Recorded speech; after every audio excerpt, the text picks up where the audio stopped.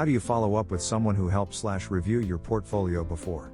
Of those three things we talked about: agency, intention, and expectations? The main thing will be agency, because, like, they have reviewed your thing. Like, did you ask them that if you had other questions or anything for you again, if you can just talk to them and show them again? Because they have their own agency that decided they would like to help you. If you know that you're not taking advantage of them, but you really just want their help and things like that, it's okay. I really enjoyed your advice and it's really powerful to me, it was so helpful. I implemented the feedback that you had last time and I improved it. Do you have the time to look at it? No worries if you don't, but any help would be appreciated, thanks. Everyone has their own agency and decided whether they can give you time or not, so totally fine. How long would you suggest our messages and invites before having a virtual meeting or chat? For a mentor or for cold calling, you have to show your intention and your expectations and communicate those. So, as long as you're communicating all that, there should be enough. I think as long as you introduce yourself if you've never talked to them. I am an animator working at this company. I came across your LinkedIn profile because I'm in search terms like a mentor. I would love to talk to you about. I don't know if this exact sentence, whatever feels good to you, but it's not really like writing an essay. This is not school, this is about connecting with people and communicating that. If I have made a faux pas in the past when trying to connect with someone on LinkedIn, how do you correct it? I think it depends on the severity of it.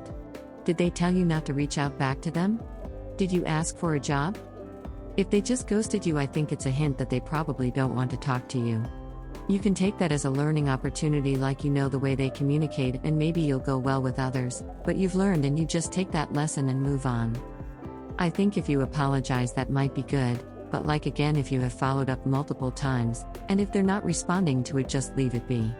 How to actually make a really good apology. You acknowledge what you did wrong, acknowledge how the other person feels or could feel in this case because they haven't confirmed with you, and then say what you're going to do to rectify it. I am new to networking and I have heard a lot about how important it is. How precious time is, so I would think initially that I had to get to the point, really quick. I feel like relationships need a little bit of time to grow organically. No, you are right, relationships take time. I think it is a really hard balance too. Everyone's time is precious. Remember agency, right? What was it about agency? Everyone has their own choice to make their own decisions about how they want to talk to people and how they want to spend time. You have your own choice to reach out to people and make connections. With that in mind, when you do talk to people, like, hey, I'm putting myself out there, I want to make a connection. They are choosing to spend their time with you, and that is great. It is not on you to determine the value of their time, because even though time is precious, your time is also precious. Networking is hard, but intention, expectation, and agency, focus on those three. As you learn and as you explore networking, because you just started, you'll start to figure out who you like to talk to, and what you want to get out of the relationship with them. I think networking is a weird word, but actually, if you make networking all about connecting, that seems a lot more wholesome and intentional to me. As someone who recently broke into the industry, there was this big emphasis on networking. I think I was then connecting and reaching out to people out of a kind of desperation or fear. This is what I need to do to get in and break in. When I did that, it really was apparent to other people. I still genuinely wanted to connect and get to know these people. There was also the fear of, what if I do not leave a good impression? We have been told this LA mindset: get a new connection that is going to put you into the society. Come on, like getting back to the human connection of how we just want to work on something we really want to work on. I think there is this myth of having to network to get one step ahead of everyone else. Then there is also this other mindset where, why not get one step together with everyone? So, the pressure of making that first impression or having someone like you, I feel like being Asian too. There is a huge intergenerational trauma of being people pleasers, because that is how we survived. You do not have to please everyone, and demean yourself or embarrass yourself just to make a new connection. When it comes to events like this, right now what I am doing is a big accomplishment, because normally I'm afraid to talk. Showing up is one thing, but that is not enough, so you need to do more than that. The second thing I wanted to share, about how to make it easier to network. I met with someone and found out he was a musician. I have never met a musician before and I was genuinely interested. That's great, that is how I network.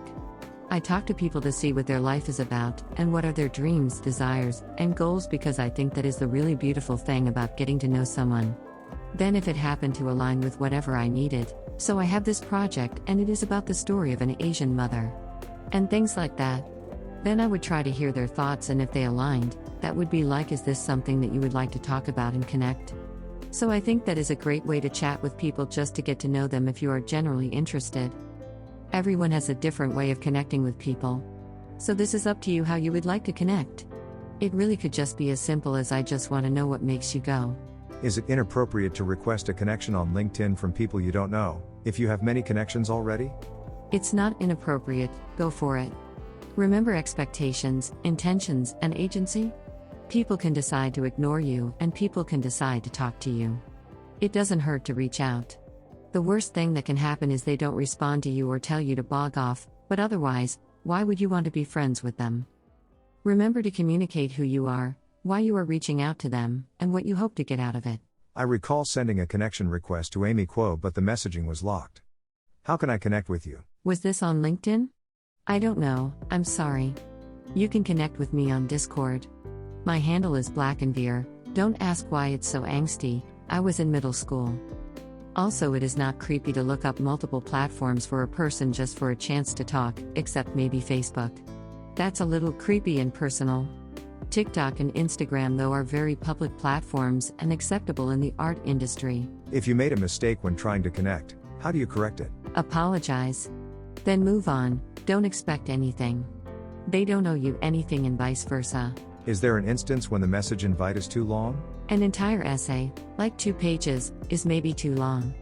But 2 paragraphs should be fine, honestly, if you hit the points that I mentioned earlier 20 billion times.